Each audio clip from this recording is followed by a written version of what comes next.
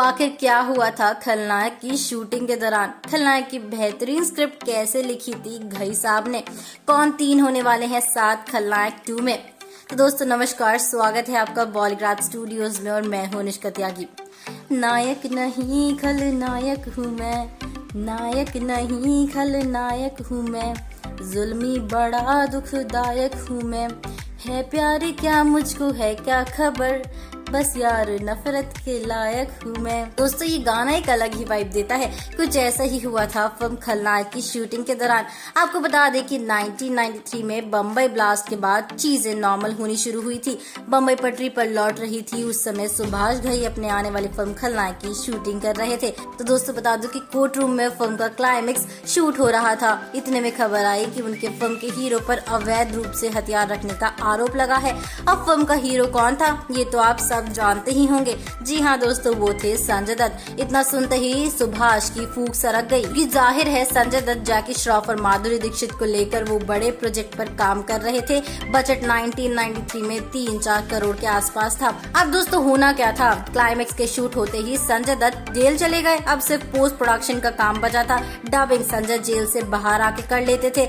जब फिल्म पूरी बनकर तैयार हो गई तब तक संजय दत्त की मुश्किलें और बढ़ चुकी थी। बावजूद इसके घई फिल्म रिलीज करना चाहते थे। दोस्तों उनके साथ काम कर रहे लोगों का कहना था इतना पैसा लगाकर फिल्म बनाई है, फिल्म का हीरो जेल में है, उस पर देशद्रोही होने का आरोप लग रहा है, नेगेटिव इमेज बन गई है, फिल्म अभी रिलीज हुई तो पिट जाएगी। लेकिन घई के दिमाग में कुछ और चल रहा था और बस इसे कंफर्म करना चाहते थे।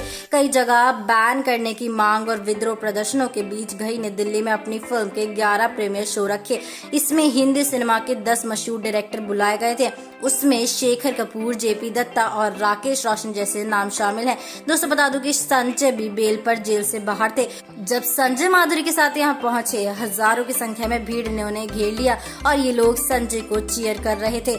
ऐसा तकरीबन उस दिन हर शो के दौरान हो रहा था। घई को पता चल गया कि फिल्म पिटने तो वाली नहीं है। तो दोस्तों उन्होंने संजय की इस नेगेटिव इमेज का फायदा उठाते हुए 6 अगस्त 1993 को फिल्म रिलीज कर दी और फिल्म बम्पर हिट रही और ये साल की दूसरी सबसे ज्यादा कमाई करने वाली फिल्म बन गई थी। दोस्तों आजादी के महीने में जब ये फिल्म रिलीज हो रही थी, इसका हीरो यानी संजय दत्त कैद की ओर बढ़ रहा था। दोस्तों आपको बता दें कि सुभाष घई ने अपने एक इंटरव्यू में बताया था कि वो एक बार हॉलीवुड गए थे। वहीं के एक स्क्रिप्ट राइटर के साथ कहानी लिख रहे थे। ये 2 लड़कों की कहानी थी। घई ने वहां देखा कि यहाँ डायरेक्टरों का किसी भी टेक्नीशियन की तरह फिल्म में शामिल किया जाता है। उनका डायरेक्टर जो राइटर और स्टूडियो को करने को कहता है वो करता है और घर चले जाते हैं, जबकि बॉलीवुड में वो फिल्म के हर किस्से से जुड़े रहते हैं। इंडिया लौटते वक्त फ्लाइट में उन्होंने डिसाइड किया कि हॉलीवुड नहीं जाना, अपने देश में अपने मन का काम करेंगे। उस हॉलीवुड फिल्म की स्क्रिप्ट में सुभाष ने माँ और लड़की का कैरेक्टर डाला और इससे टिपिकल मसाला फिल्म बनाने का फैसला किया। तो इस तरह बनी थी फिल्म खलनायक की स्क्रिप्ट। दोस्तों बेशक घई एक अलग तरह की सोच रखते हैं, लेकिन उनकी ये सोच कई हिट फिल्म देने में कारगर सिद्ध होती है। लेकिन दोस्तों लोग मानते हैं कि बस चुके तो घई अपने किए वादों को पूरा करने में है।